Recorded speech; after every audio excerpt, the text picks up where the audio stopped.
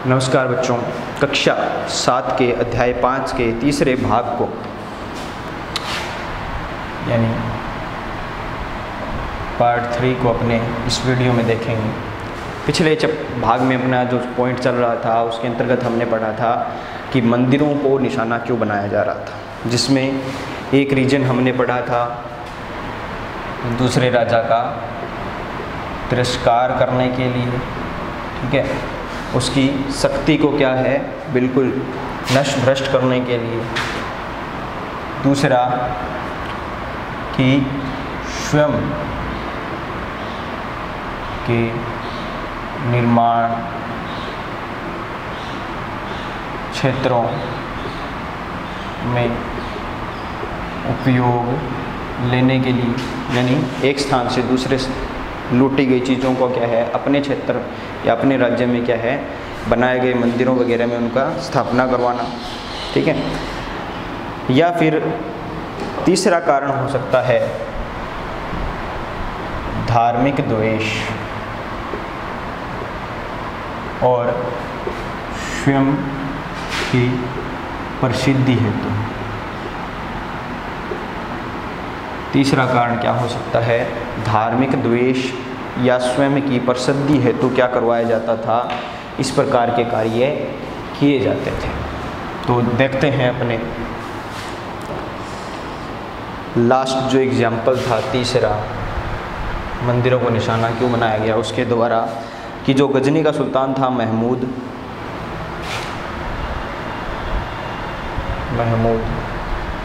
Second example में हमने पढ़ा था राजेंद्र प्रथम।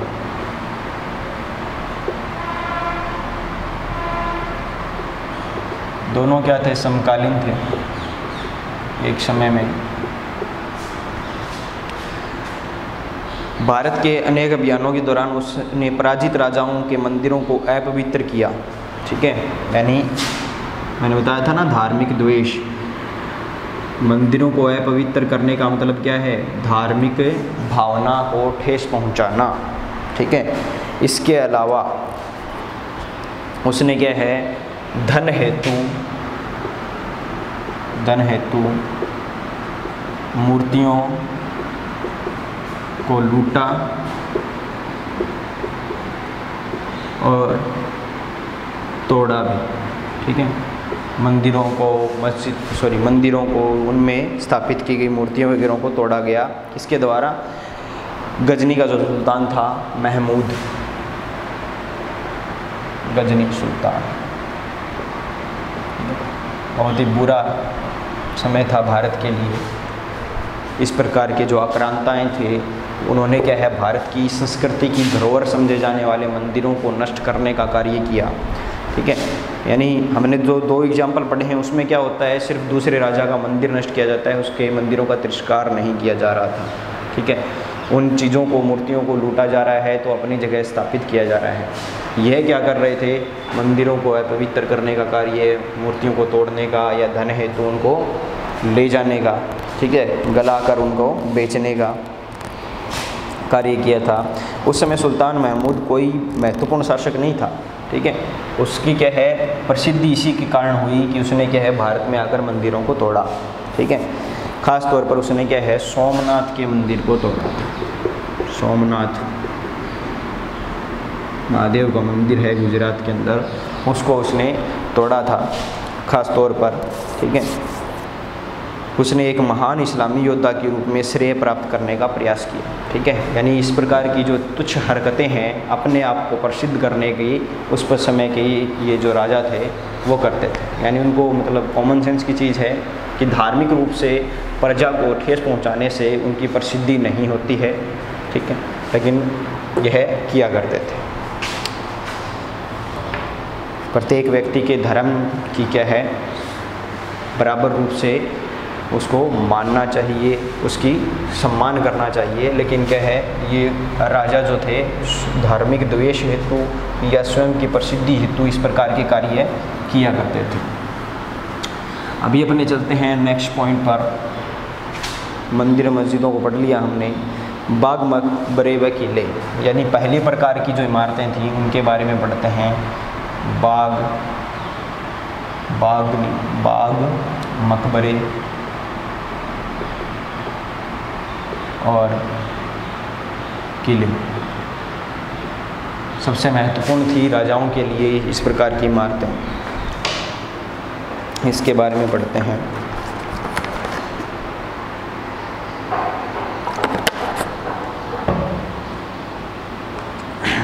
अब देखो भाई, बात करते हैं मुग़लों के समय की, ठीक है। तो इसमें बाबर, हुमायूं, अकबर, जहांगीर और शाहजहां, ये क्या है, मुख्य रूप से वास्तुकला के हितैषी या व्यक्तिगत रुचि लेने वाले हैं। मुग़ल काल के अंदर इनकी व्यक्तिगत रुचि हुआ करती थी, किसके अंदर, वास्तुकला के अंदर, ठीक है। अब इन्होंने क्या है, इसीलिए बहुत सी चीज़ों का निर्माण कार्य में स्वयं भाग लिया है। जो अगर एग्जाम्पल देखें अपने बाबर का, तो उन्होंने अपनी आत्मकथा में औपचारिक बागों की योजनाओं और उनको बनाने में अपनी रुचि का वर्णन किया है। यानी जो औपचारिक बाग थे उनको बनाने के लिए बाबर क्या है, नीतियाँ बनाया करता था या योजनाएं कह सकते हैं आप, ठीक है। और उनको बनाने की योजनाएं बनाने का या उनके बनने में अपनी रुचि का वर्णन करता है। अक्सर ये बाग दीवार से घिरे होते थे। यानी अभी क्या है, अपने बाग की विशेषता पे चलते हैं, न कि बाबर की, ठीक है। सबसे पहले देखते हैं बाग। बागों में देखें तो क्या है, दीवारों से घिरे होते थे, ठीक है, तथा कृत्रिम नहरों द्वारा चारों भागों में विभाजित आयताकार अहाते में स्थित थे। एक तो क्या है, दीवारों से घिरे रहते थे, दूसरा कृत्रिम नहरें बनाकर नहरों के कारण आयताकार जो आहते थी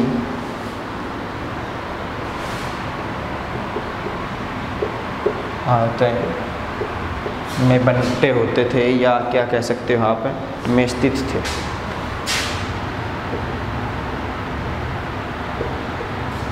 ठीक है, तो इनके बीच से मतलब कह सकते हैं जो बाग बनाए जाते थे वो चारों तरफ उनकी चार दीवारी होती थी, एक दूसरों को काटने वाली नहरें होती थी, कृत्रिम रूप से बनाई जाती थी। ठीक है, इस प्रकार से क्या है, ये अलग अलग डब्बों में बंटे होते थे। ठीक है, आहते कह सकते हैं, भाग कह सकते हैं, उनमें यह बंटे हुआ करते थे। ठीक है, अब इनका खाका वगैरह बनाने के लिए क्या है, बाबर स्वयं बहुत ज़्यादा रुचि रखा करता था। चार समान हिस्सों में बंटे होते थे ये है। ठीक है, जैसा कि अपने देख सकते हैं, इसीलिए इनको क्या कहते थे, चार बाग कहते थे। चार बाग क्यों कहते थे, चार समान भागों में विभाजित थे। ठीक है, इसी के कारण इनको क्या है, चार बाग की श्रेणी में रखा जाता था। चार बाग बनाने की परंपरा अकबर के समय शुरू हुई थी। ठीक है, यानी अकबर के समय चार बाग बनने शुरू हुए थे। ठीक है, उससे पहले इस प्रकार के बाग नहीं थे। कुछ सर्वाधिक सुंदर चार बागों को कश्मीर, आगरा और दिल्ली में जहांगीर और शाहजहां ने बनवाया था। कश्मीर, आगरा और दिल्ली यहाँ पर क्या है, शाहजहाँ ने और जहांगीर ने क्या है, सुंदर 4 बागों का निर्माण करवाया है। अकबर के शासनकाल में कई तरह के महत्वपूर्ण वास्तुकलात्मक नवाचार हुए थे, यानी नए टेक्निक्स अकबर के समय यूज हुई थी कई। अकबर ने वास्तुशिल्पियों से उनके मध्य एशियाई पूर्वज तैमूर के मकबरों से क्या है, नवाचारों की प्रेरणा ली थी, यानी वास्तुकला के नवाचार। तैमूर जो था उनका पूर्वज, जिसके बारे में पिछले चैप्टर में पढ़ाया था मैंने, विदेशी आक्रांता था जिसने भारत को बहुत ज़्यादा क्षति पहुंचाई थी, भारत को बहुत ज़्यादा लूटा था। ठीक है, यानी भारत के लिए एक प्रकार से इतिहास का वह बिल्कुल काला पन्ना रहा है। उसके मकबरे से क्या है, जो कुछ चीज़ों का नवाचार का प्रयोग किया गया था उसके बारे में देखते हैं। एक तो मुग़ल कला की सबसे विशिष्ट या सबसे प्रसिद्ध जो चीज़ है वह क्या है, केंद्रीय गुंबद। केंद्रीय गुंबद जो क्या है, किसी भी भवन के भी ऊपर गोल बनाया हुआ होता है ना गुंबद, ठीक है, तो वह केंद्रीय रूप से बड़ा गुंबद बनाया जाता था, बहुत ऊंचा होता था। जैसे अपने राजराजेश्वर मंदिर के लिए शिखर के रूप में बात की थी, वो तो क्या है, एक विशिष्ट प्रकार की संरचना में बनाए जाते थे। ठीक है, शंकुनुमा बनाए जाते थे, ये क्या है, गोलाकार होते थे, इसीलिए इनको गुंबद कहा जाता है। ऊंचा मेहराबदार प्रवेश द्वार, दूसरा मेहराबदार प्रवेश द्वार। ठीक है, यह क्या है, विशेषता मुग़ल कालीन वास्तुकला की है, जिसको क्या कहते थे, पिस्तक कहते थे। पिस्तक, ठीक है, पिस्तक के का मुग़ल वास्तुकला के महत्वपूर्ण रूप बन गए थे। यह मकबरा एक विशाल औपचारिक 4 बाग के मध्य स्थित था। यानी ये चीज़ों का सबसे पहले प्रयोग कहाँ किया गया था, हुमायूं के मकबरे के, हुमायूं के मकबरे के लिए इन चीज़ों का सबसे पहले प्रयोग किया गया था। ठीक है, ये मकबरा क्या है, 4 बाग के बीच में स्थित था, के मध्य स्थित था, जिसमें क्या है, एक बड़े गुंबद का प्रयोग किया गया, मेहराबदार बड़े दरवाजे का इस्तेमाल किया गया। ठीक है, इसके अंदर एक चीज़ और इम्पोर्टेंट काम में ली गई, हस्त बिहिस्त की परंपरा से इसका निर्माण किया गया। हस्त बिहिस्त या 8 स्वर्ग, 8 स्वर्गों के रूप में इसका निर्माण किया गया। यानी यह क्या चीज़ है, यह नॉर्मल सी चीज़ है जो मकबरा बनाया गया था, जिसमें क्या है, एक तो क्या होता है, केंद्रीय कक्ष होता है, केंद्रीय कक्ष, और वह 8 कमरों से घिरा होता है, 8 कमरों से घिरा होता है। ठीक है, इस इमारत का निर्माण लाल बलुआ पत्थर से हुआ था, इस और इसके क्या है, किनारे सफ़ेद संगमरमर के द्वारा बनाए गए थे। ठीक है, यानी यह नई पद्धति से निर्माण करवाया गया पहली इमारत थी। हुमायूं का जो मकबरा है आज भी देख सकते हैं अपने, तो इसके अंदर क्या है, नई चीज़ों का यूज़ किया गया था लगातार, जैसे केंद्रीय गुंबद, मेहराबदार प्रवेश द्वार यानी पिस्तक, हस्त बिहिस्त का प्रयोग किया गया था इसके अंतर्गत। ठीक है, नेक्स्ट चलते हैं अपने शाहजहाँ के काल की वास्तुकला के बारे में पढ़ते हैं। यह अकबर के समय की चीज़ें थी। शाहजहाँ के बारे में कहा जाता है कि वह वास्तुकला का सबसे बड़ा श्रेयदाता था, और अपने देख भी सकते हैं शाहजहाँ ने क्या है, बहुत सी चीज़ों का निर्माण करवाया था। ठीक है, तो शाहजहाँ के शासनकाल के दौरान मुग़ल वास्तुकला के विभिन्न तत्व एक विशाल सद्भावपूर्ण संश्लेषण से मिला दिए गए। शाहजहाँ के शासनकाल में अनवरत निर्माण कार्य चलते रहे। ठीक है, यानी लगातार वह कार्य करवाता रहा था। इसी के कारण क्या है, उसके कार्य राज्य में या शासनकाल के दौरान आर्थिक स्थिति गड़बड़ा गई थी। ठीक है, विशेष रूप से आगरा और दिल्ली में सार्वजनिक और व्यक्तिगत सभा हेतु समारोह कक्ष, दीवान खास और दीवान आम बनाए थे उसने। दीवान खास और दीवान आम का निर्माण उसने करवाया था। ठीक है, इसके अलावा एक विशाल आंगन में स्थित ये दरबार चिहिल सुतून अथवा 40 खंभों के सभा भवन भी कहलाते थे। यानी इनको क्या कहा जाता था, चिहिल सुतून। चिहिल सुतून का अर्थ क्या होता है, 40 खंभों का एक सभा भवन। ठीक है, 40 खंभों का सभा भवन।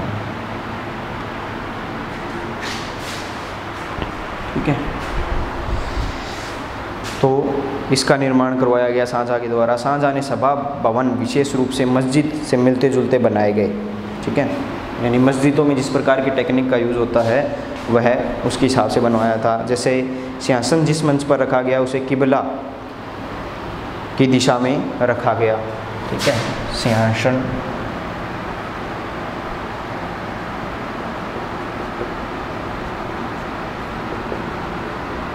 किबला दिशा में रखा गया। जब क्या है, मुस्लिम लोग नमाज पढ़ते हैं तो जिस तरह वह मुँह करके रखते हैं उस साइड उसको बनाया गया। उस समय प्रत्येक व्यक्ति उसकी ओर मुँह करके बैठता था। उस समय प्रत्येक व्यक्ति उसकी ओर मुँह करके बैठता था, इसलिए इसका निर्माण इस कारण से करवाया गया था।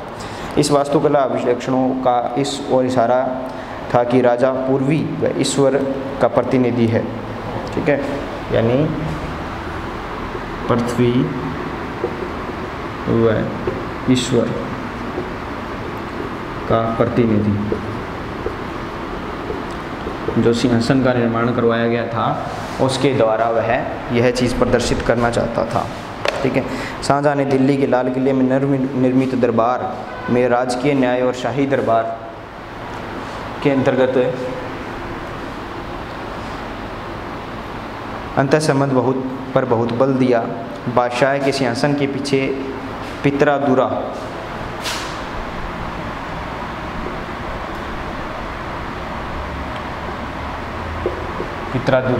सिंहासन का नाम था यह। ठीक है, के जड़ाऊ काम की एक श्रृंखला बनाई गई थी जिसमें पौराणिक यूनानी देवता आफरी यस की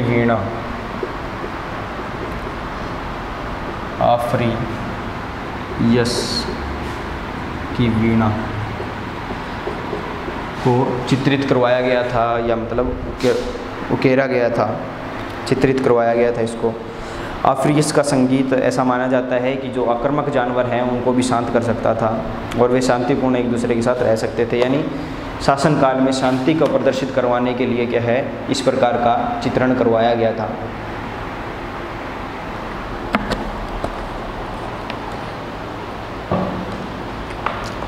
इसके साथ ही क्या है, राजा दिखाना चाहता था कि वह सभी प्रकार के लोगों के साथ सम्मान व्यवहार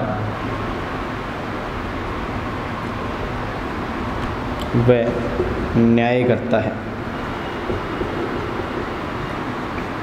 ठीक है, वह अपने दरबार के द्वारा इन चीज़ों का प्रदर्शन करना चाहता था ताकि सभी को क्या है, ऐसा प्रदर्शित हो कि वह सभी के साथ सम्मान व्यवहार व न्याय में पक्ष रखने वाला व्यक्ति है। ठीक है, शासन के आरंभिक वर्षों में शाहजहाँ की राजधानी आगरा थी। इस शहर में विशिष्ट वर्गों ने अपने घरों का निर्माण यमुना नदी के तटों पर करवाया था। इनका निर्माण चार बाग की रचना के ही समान औपचारिक भवनों के बीच हुआ था। चार बाग की योजना के अंतर्गत ही अन्य तरह के बाग भी थे जिन्हें इतिहासकार नदी तट बाग कहते हैं। यानी इसके बाद नदी तट बाग, यानी नदी के तट के बिल्कुल पास का जो बाग था। 4 बाग के बारे में मैंने पढ़ा कि कृत्रिम नहरों के द्वारा जो बाग बंटा हुआ था वह 4 बाग था, लेकिन यह जो बाग हुआ करते थे वो नदी के तट के पास हुआ करते थे और उसके पास क्या है, इमारतों का निर्माण करवाया जाता था। जैसे अपने इसके लिए एग्जाम्पल दे सकते हैं ताजमहल, यमुना नदी के पास है, यमुना नदी इसके पीछे से गुजरती है के पास, ठीक है। तो यह है, इस कारण से नए प्रकार के बागों का इन्वेंशन किया गया शाहजहाँ के समय। इस तरह के बाग में निवास स्थान 4 बाग के बीच में स्थित न होकर नदी के तटों के पास बाग में बिल्कुल किनारे पे होता था।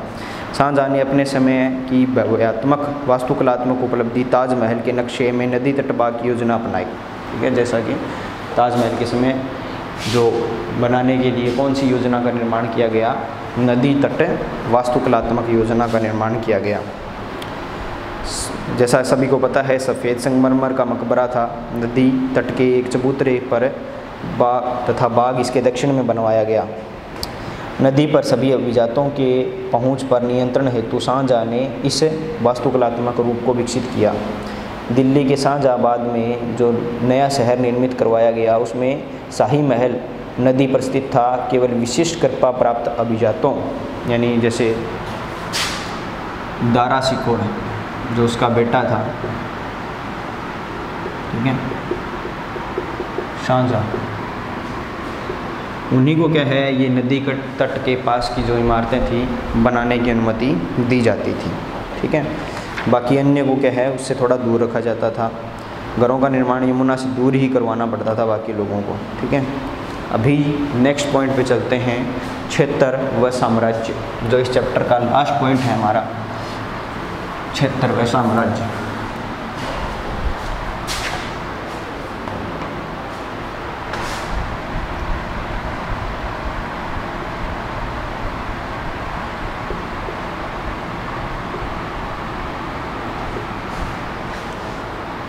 ठीक है, क्षेत्र व साम्राज्य के अंदर की बात करें तो 8वीं 18वीं शताब्दी के बीच जब निर्माण संबंधी गतिविधियों की बढ़ोतरी हो रही थी तो क्या है, एक दूसरे के साथ संस्कृति का आदान प्रदान या जो विचार है, वास्तुकला के तरीके हैं, उनका आदान प्रदान भी एक दूसरे के साथ होता रहता था।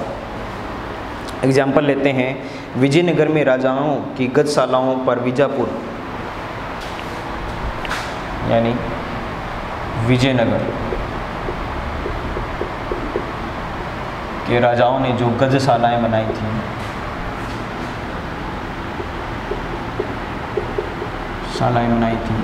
उसका प्रभाव या गजशालाओं के ऊपर किसका प्रभाव था? गोलाकुंडा या बीजापुर जैसी आसपास की सल्तनतों की वास्तुकला शैली का प्रभाव था। बीजापुर व गोलाकुंडा, ठीक है, गोलकुंडा या बीजापुर जैसी पास की जो सल्तनतें थी उनका वास्तुकलात्मक शैली का प्रभाव वहाँ पर देखने को मिल सकता है। इसके अलावा एग्जाम्पल दें तो मथुरा के निकट स्थित वृंदावन मंदिर में वास्तुकलात्मक जो चीज़ें हुई हैं, मथुरा के निकट वृंदावन मंदिर में जो वास्तुकलाओं का उपयोग किया गया है उसके लिए इतिहासकार ऐसा मानते हैं कि फतेहपुर सीकरी के मुगल महलों से मिलती जुलती है। फतेहपुर सीकरी के मुगल महलों से वह क्या है, मिलती जुलती है। तो ऐसा नॉर्मल सी बात है कि क्षेत्र या साम्राज्य का जो सीमा क्षेत्र होती है वो राजा लोग बांट सकते हैं, लेकिन वास्तुकला की जो सीमा क्षेत्र है वो नहीं बांटा जा सकता। वो अलग अलग धर्म या सीमाएं हैं या देश हैं, उनको पार कर कर सभी जगह फैलता जरूर है, या फिर उस प्रकार की चीज़ों का प्रभाव अन्य प्रकार की शिल्पकला या वास्तुकला के क्षेत्रों पर रहता है। तो ये जो कलात्मक रूप है या वास्तुकलात्मक शैलियाँ हैं के प्रसंचन में मदद मिलती है।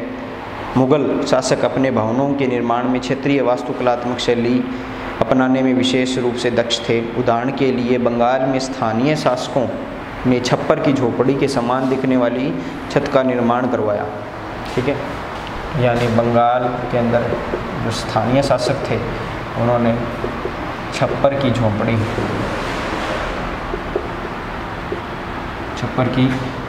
की जो छत थी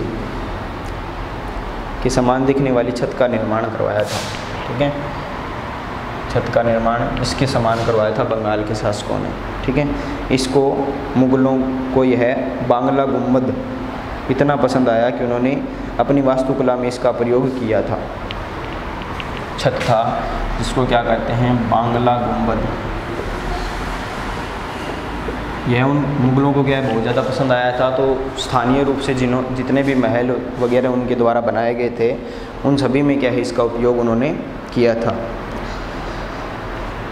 अन्य क्षेत्रों का प्रभाव भी स्पष्ट था। अकबर की राजधानी फतेहपुर सिकरी में कई इमारतों पर गुजरात, मालवा और वास्तुकला शैलियों का प्रभाव दिखता है। यानी अकबर की राजधानी फतेहपुर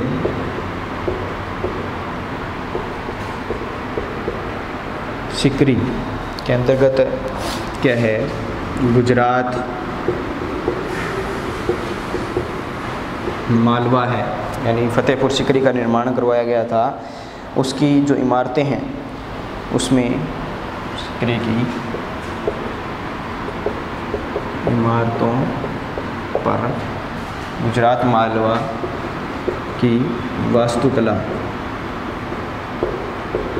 का प्रभाव स्पष्ट रूप से देखा जा सकता है। ठीक है, स्पष्ट प्रदर्शित होता है। तो ऐसा नहीं है कि मुग़लों की वास्तुकला का ही उपयोग किया गया था। मुग़लों ने भी क्या है स्थानीय जो वास्तुकला के क्षेत्र थे उनमें क्या है उपयोग किया अपने राजधानियों के इमारतों को बनाने के लिए। ठीक है, तो 18वीं शताब्दी के मुग़ल शासकों की सत्ता क्या है लास्ट में धूमिल हो जाती है। उनके आश्रय में विकसित वास्तुकलात्मक शैली निरंतर प्रयोग में रही।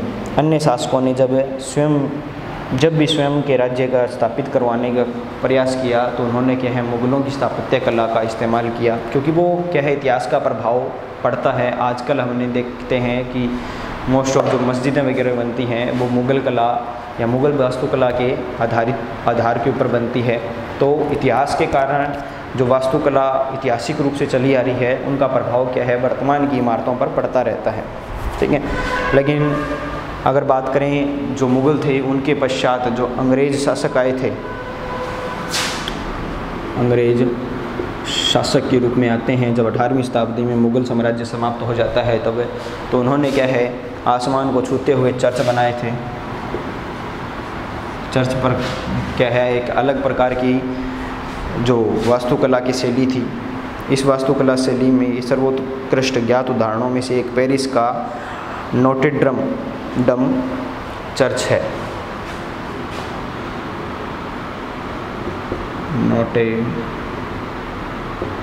नोटेडम चर्च जो है पेरिस के अंदर वह क्या है वास्तुकला का एक उत्कृष्ट नमूना है और इस वास्तुकला को क्या है गोथिक नाम से जाना जाता है। गोथिक वास्तुकला, इसके आधार पर ही क्या है भारत में चर्चों का निर्माण करवाया गया था। तो समय समय पर क्या है अलग अलग प्रकार की वास्तुकलाएं भारत में आती रही हैं और उनका अपनाया गया है भारतीय संस्कृति के द्वारा और निर्माण कार्यों में या जो भव्य इमारतें हैं उनमें लगातार उनका प्रयोग किया गया है। तो इस चैप्टर में हमने पूरा जो शासक थे और उनके द्वारा बनाई गई जो इमारतें थी उनमें किस प्रकार की पद्धति उपयोग में की जाती थी या फिर किस प्रकार से वो उन इमारतों का निर्माण करवाते थे, क्यों करवाते थे या फिर उनको ध्वस्त करने के पीछे भी क्या कारण रहे थे, उन सभी चीज़ों के बारे में पढ़ा। ये चैप्टर अपना इस वीडियो में पूरा होता है, इसको पूरा कीजिए। धन्यवाद।